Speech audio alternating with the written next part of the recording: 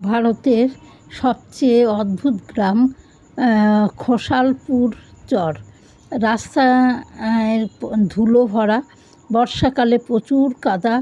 এক ঠাকুমার সঙ্গে দেখা, একটা বড় গাছ, তার তলায় একটা মাচা করে একটু বিশ্রাম নিয়ে আবার পথ চলা।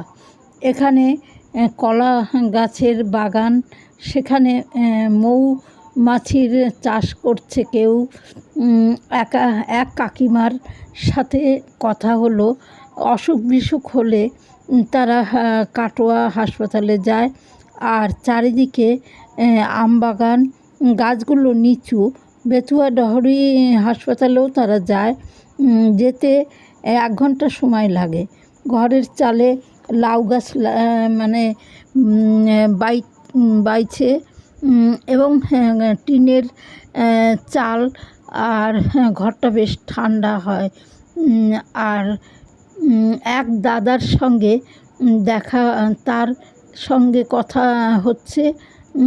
চরে অনেক জায়গা নিয়ে ভুট্টা চাষ করেছেন, এবং শীতের আগেই বর্ষায় এই ভুট্টা তুলে ফেলবেন। এবং চরের মধ্যে নির্জন এলাকায় ধুধু করা ফাঁকা জায়গা। একটা ঠাকুমা একা থাকে সেই চরের মধ্যে। মাঠ থেকে ধান কুড়িয়ে আনে, গম আনে, সব মাঠ থেকে কুড়িয়ে এনে ওই দিয়ে জীবিকা